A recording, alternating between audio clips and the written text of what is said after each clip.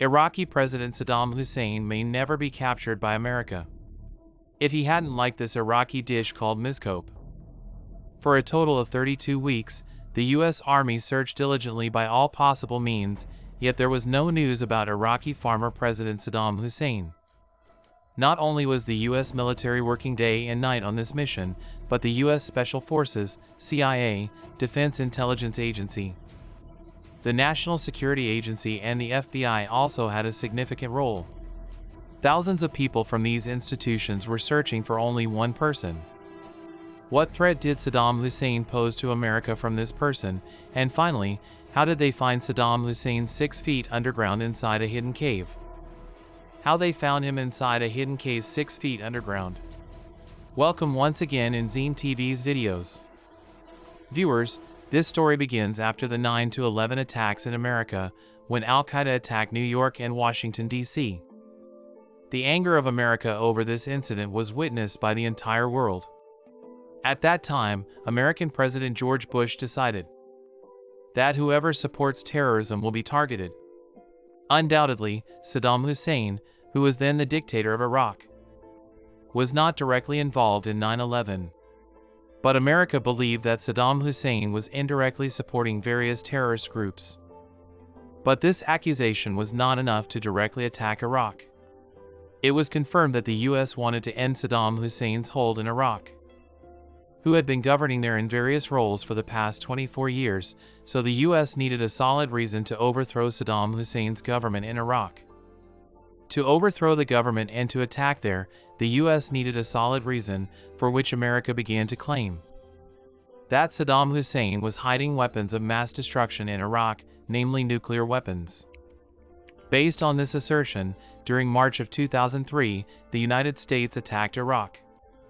Supporting the U.S. in this effort were the militaries of the UK, Australia, and Poland, who reached Iraq's capital Baghdad in just 3 weeks while fighting. On the very first day of the attack on Iraq, President Saddam Hussein vanished. When the American military eventually reached Baghdad, they discovered absolutely no trace of Saddam Hussein. With tanks and troops seizing Baghdad, they overthrew Saddam Hussein's 24-year reign. At the famous Firdas Square, the troops brought down Saddam Hussein's statue to celebrate their victory.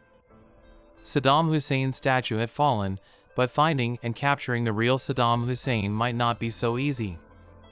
Now, locating Saddam and the top officials of his government was the primary priority of the U.S. military. Each soldier of the U.S. military was given full authority to locate Saddam and his 51 officials anywhere. Authorities were determined to capture and present all the targets alive or dead, but the most wanted national list included a total of 52 high-profile officials. To make everyone remember their faces, Cash's special sheets were printed, which included Saddam Hussein. And the pictures of his 51 officers were printed because the playing cards also have a total of 52 cards. And there were exactly 52 names on the most wanted list. So when soldiers played games during their free time, they would memorize the faces of the targets by repeatedly looking at them. For the next several months, the U.S. military conducted extensive searches throughout Iraq. Raids targeted homes, conducted investigations on relatives, shops, colleges, mosques. Nothing was left untouched.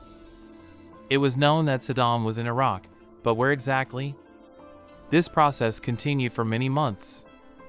But no trace of Saddam Hussein and his 2 sons could be found.